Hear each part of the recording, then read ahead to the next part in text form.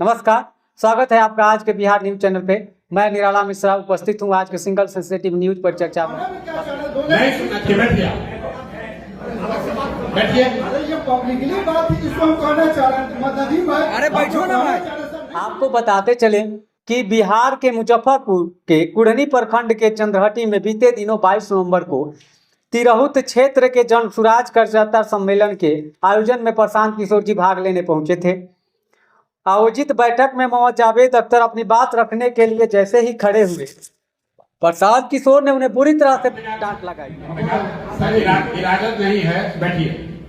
आपसे सुझाव मांगा गया है, इसी से सुझाव पे आ जाइए। मेरा कहने का मतलब ये इसी में सुझाव पे आ रहे हैं। ऐसा नाम जैसे मुस्लिम में। नमस्कार, स्वागत है आपका आज के बिहार न्यूज चैनल पे। मैं निराला मिश्रा उपस्थित हूँ आज के सिंगल सेंसिटिव न्यूज पर चर्चा में आपके साथ। आज की खबर जो है जन सुराज पे आधारित है। बिहार में सत्ता परिवर्तन के साथ साथ बिहार को अग्रणी राज्य बनाने के लिए प्रशांत किशोर जी एक पदयात्रा लेकर के चले थे। पिछले वर्ष 2023 को 2 अक्टूबर से उन्होंने पदयात्रा की शुरुआत की थी। वे जहां जहां पदयात्रा में गए उन्होंने इस बात को कहा कि हम बिहार को एक अच्छा स्टेट बनाना चाहते हैं, हम बिहार को ऐसा राज्य बनाना चाहते हैं जहां से मजदूरों का पलायन दूसरे राज्यों में न हो। लेकिन उनकी सोच तो अच्छी है, लेकिन उनकी मंशा पे कभी कभी संदेह भी होता है। जितने पैसे जन सुराज खर्च कर रहा है पदयात्रा में, कार्यकर्ता बनाने में, यदि उन पैसों को जन सुराज द्वारा बिहार के औद्योगिकरण में खर्च किया जाए तो स्वाभाविक रूप से बिहार का आर्थिक विकास होगा, औद्योगिक विकास होगा, यहाँ के युवाओं का और मजदूरों का पलायन स्वाभाविक रूप से रुक जाएगा। लेकिन ये सब करने के बजाय प्रशांत किशोर जी ने पॉलिटिकल पार्टी बनाई। वे कहते हैं कि पॉलिटिकल पार्टी के बाद से हमारी सरकार बनेगी और सरकार यहाँ के नीति नियामकों को चेंज करेगी।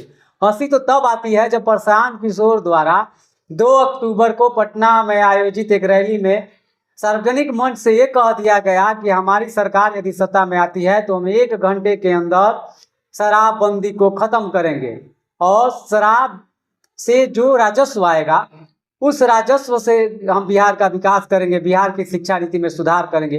इस विषय पे परिचर्चा हम अपनी अगली वीडियो में करेंगे कि शराबबंदी से बिहार को नुकसान है या फायदा।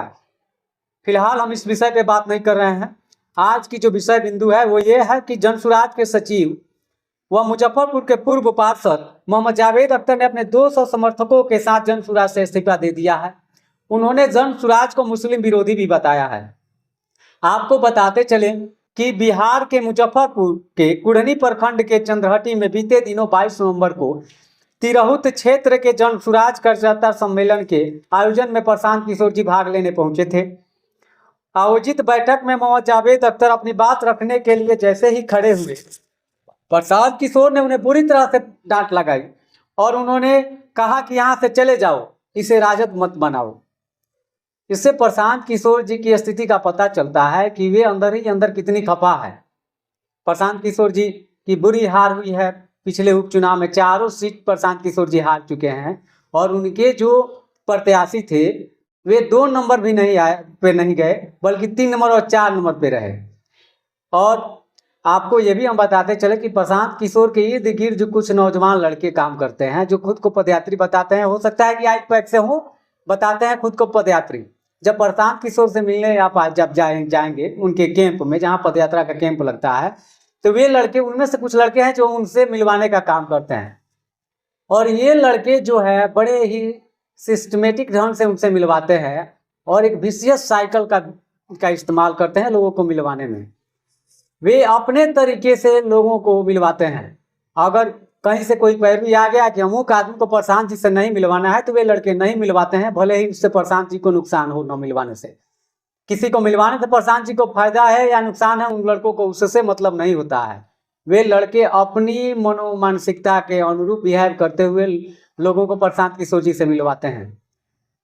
और इसका जीता जागरण उदाहरण मैं स्वयं ही हूँ। साथ ही आपको ये भी बताते चलें कि कुछ ब्यूरोक्रेट्स जो है जो अपनी नौकरी से रिजाइन मार करके या रिटायर्ड होने के बाद प्रशांत किशोर जी के साथ जन सुराज से जुड़ रहे हैं। और प्रशांत किशोर जी कहते हैं कि राजनीति में पढ़े लिखे लोगों को होना चाहिए और पढ़े लिखे लोगों को लाने के लिए ही राजनीति से इन लोगों को जोड़ रहे हैं प्रशांत किशोर जी। अपने जगह जगह सभाओं में प्रशांत किशोर जी ये भी कहते हैं कि तेजस्वी यादव 9वीं फेल है। खैर, तेजस्वी जी के मुद्दे पे हम बात नहीं कर रहे हैं, लेकिन प्रशांत जी को ये सोचना चाहिए कि राजनीति का ज्ञान पढ़ाई लिखाई करने से नहीं होता है। पढ़ाई लिखाई का उद्देश्य एक अलग होता है।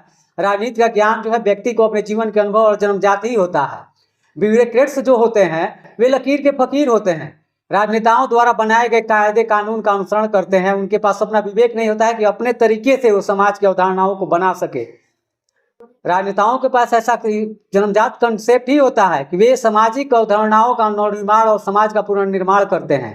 और ये जो गुण जो है जन्म से ही व्यक्ति को मिलता है, पढ़ाई लिखाई करने से नहीं मिलता है। इसलिए प्रशांत किशोर जी से हम ये अपील करना चाहेंगे कि जब बिहार को बदलने की बात होती है तो आप राजनीति में ऐसे लड़कों को लाइए जो जिनके अंदर जन्म से ही राजनीतिक गुण है, राजनीतिक सूझबूझ और कूटनीति का ज्ञान है उन्हें राजनीति में लाएं, ना कि ब्यूरोक्रेट्स को लाएं। ऐसे ब्यूरोक्रेट्स जो राजनेताओं के इशारों पे चलते हैं। यदि ऐसे ब्यूरोक्रेट्स अगर विधायक और सांसद बनते हैं तो समाज में नई सोच की उत्पत्ति नहीं होगी, फिर समाज को बदलने की उम्मीद ही खत्म हो जाएगी।